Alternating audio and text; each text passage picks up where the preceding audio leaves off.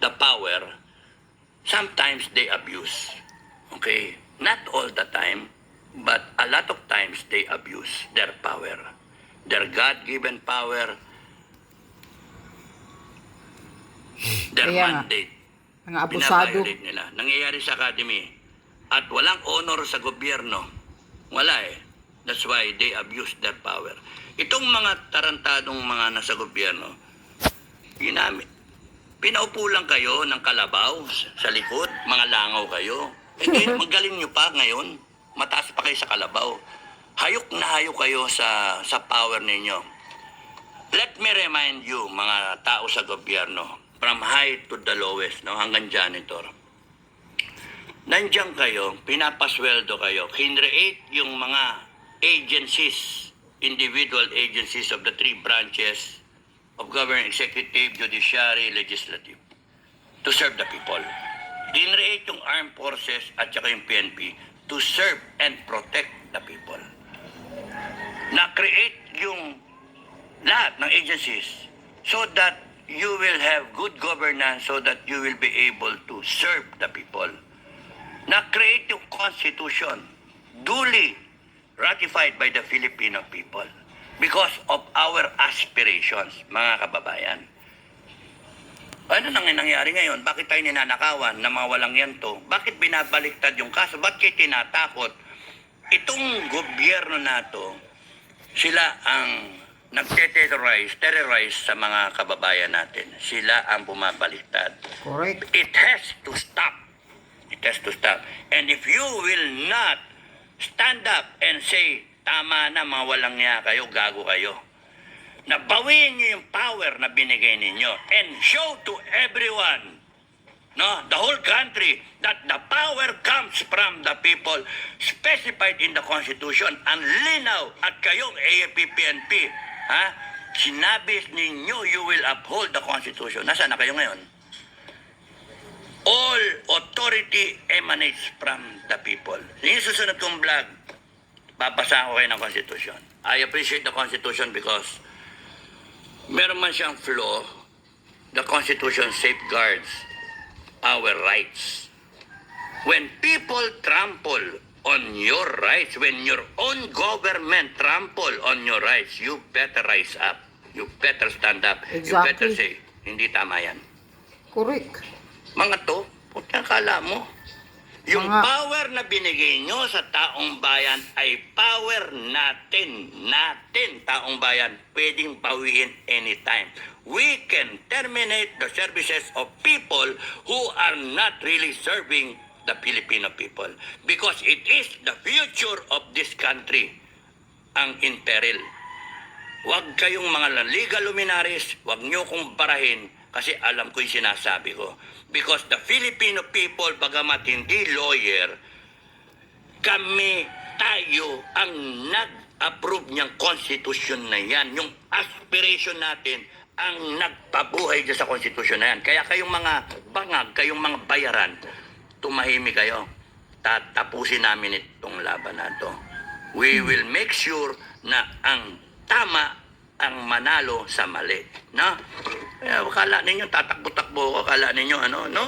Hindi ako tatakbo. Correct. Labas niyo yung labas niyo yung warrant of arrest ko, pupunta ako sa inyo. Akala ninyo natatakot ako sa inyo?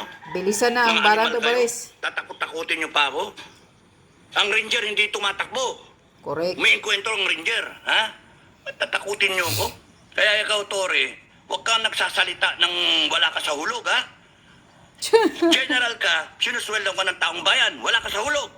Yung ginawa mo sa kay OJC, santamakal ng kasalanan mo eh.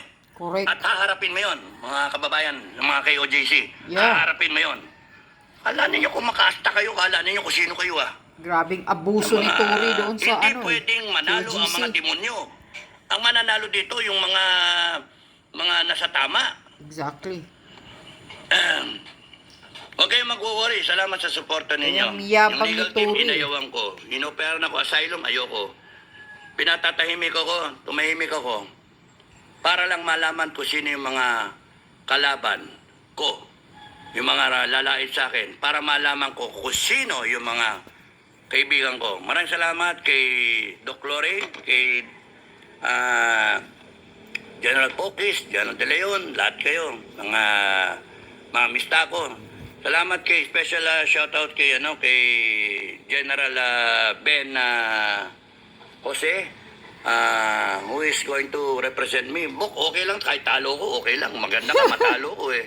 Kaya kamas-kamasin mo yung yung pagkaka-lawyer mo, kamas-kamasin mo. Maganda matalo ko para lalong mayari itong administration. Lalong magkagulo. Self-destruct eh. Okay lang, Bok. Huwag kang huwag kang magpaka-stress. Huwag mong masyadong galingan. Maganda, matalo ako dito eh. Para makulong ako. Gusto ko makulong. para itong administration na to mag-self-destruct. Tapos, ilabas nyo kaagad yung warrant of arrest para ipakita ninyo na walang sistema. Yun ang gusto kong mangyari. Kala ninyong tinatakot nyo ako mga ulul. Tarantado kayo. Hindi ako natakot. Matagal na ako dapat patay. Kahit patayin nyo ako, okay lang sa akin. Ilang beses na ako dapat namatay. Hindi ako natakot. Kasi alam ko, guardyado ako ng langit. Ha? Guardyado ako ng langit. And all these things happening is planned by God. Overseen by God. And you should not be afraid because God will protect each one of us. God will deliver us out of evil. Yun ang tandaan niyo mga kababayan. And Tama. we are destined to have a better country. All you have to do is just say it. I want a better country. Just to Tumayo fight. kayo. Eh, mga gagong to. Huwag Sila na magpauto. nagnanakaw, sila pang may katwiran. Mga ulul kayong mga magnanakaw kayo. Ay, gagawa ko ng gagawa ako ng political zoo. No, political zoo. Ay, pagka umikot ng gulong, lahat kayong mga politiko at mga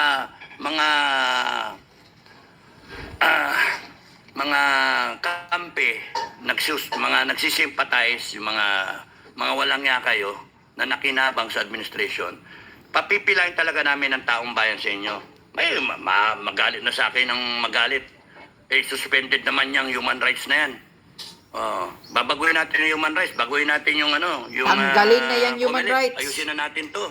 Abolish na yan. Baguhin natin. Masyadong maraming congressman. Yeah, Masyadong abolish marami. yan.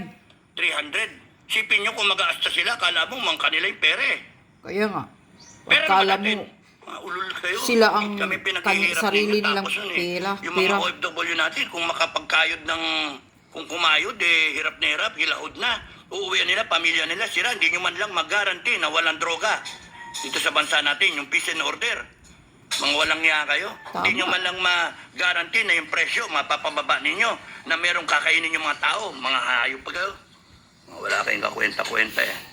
Anong klase Exactly. kayo? Ambisyon kayo na ambisyon na magpatakbo ng Pilipinas. Hindi nyo naman kaya. Ayusin natin lahat to. Tatapusin na. Madam President, pagka ang tao nagalit at nagkalsada, I would suggest pumunta ka lang na Mindanao for your safety. No? For your safety. Doon ka lang. Yun yung advice ko, Madam President. Para tatapusin to ng taong bayan. Exactly. Tapusin to. Bilisan na. Tapos, pagka-time ko, just to ferret out yung mga kaibigan at mga kalaban.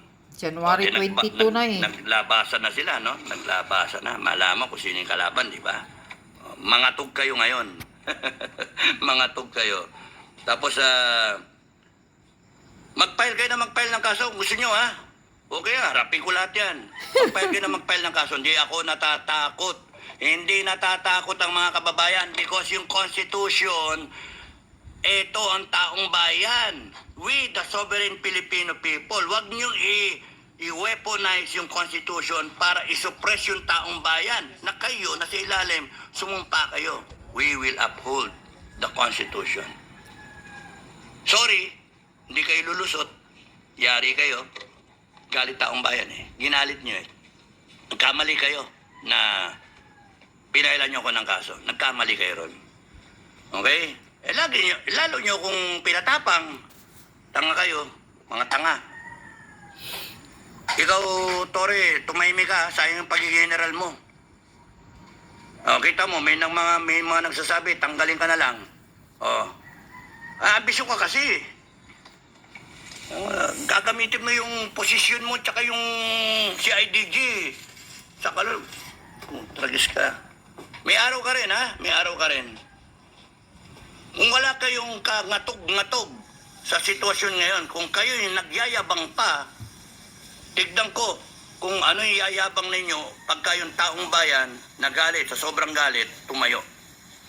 Magsama-sama taong bayan para mawala kayo. At manonood lang Amerikano eh. Yung mga general daw na susuporta kay BBM will be denied entry.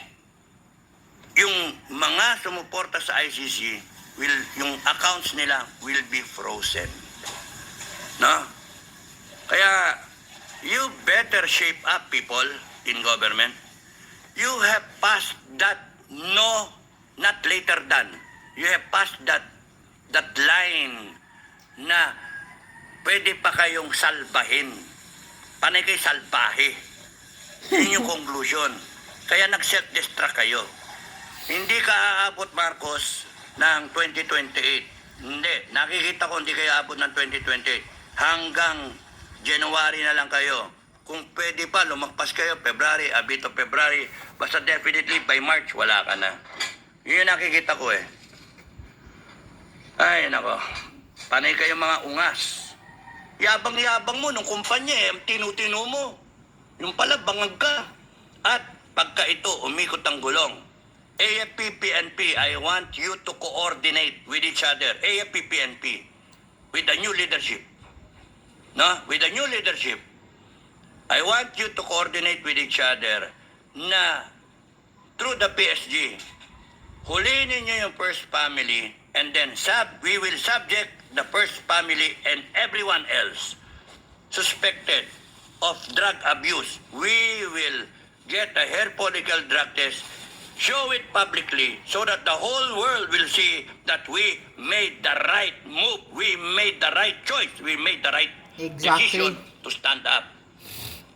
Na pagka nakita na positive yung loko-loko na yan, na peking presidente, makita ng buong mundo, kahiya-hiya kayo.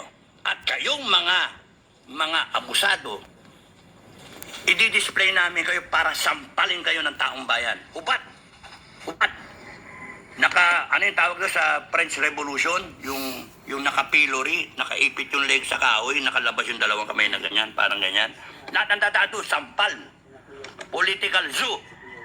Kala nyo nagbibiro kami? Kasi hindi nyo na-appreciate, galit na yung taong bayan sa inyo. Nakaw pa kayo na nakaw. Hayop kayo. Tapos gagamitin nyo yung batas laban sa amin, mga loko-loko kayo. Hindi pwede yun. At kayong mga kabagang na mga MUP, maraming salamat sa mga Scout Ranger. Alam ko naman, di kayo, mga Scout Ranger, hindi nangiiwan eh. Maraming salamat sa inyo. Maraming salamat sa inspirasyon. At nandiyan kayo. Ang daming tumatawag sa akin, di ko na masagot, mga kabady ha. Di ko masagot kasi nga, minomonitor yung cellphone, ayaw ko kayo mapahamak. Matatapos din to. Pagka lumabas ako at hinarap ko lahat, lumabas kayo. Ganun lang yan. Kita-kita Yes. tayo, may attendance check. Labas kayong lahat, Attendance check, magkaisa. Okay. Yun lang yun. Gusto ko rin malaman kung nanahimik ako, kung merong proseso sa kung sinusunod pa nila. Eh, yung pagnanakaw nga nila, hindi na sinusunod. Eh, bakit ako kasuhan ninyo? Eh, bakit yung mga magnanakaw, di nyo kasuhan? Bilyon na ninakaw. Hindi naman ako nagdodroga. Bakit ganon? Ba't ako kinakasuhan ninyo? Eh, bakit itong mga nagdodroga sa Malacanang at sa mga agency, eh, hindi nyo kasuhan? Bakit hindi nyo kasuhan yung mga nagnanakaw?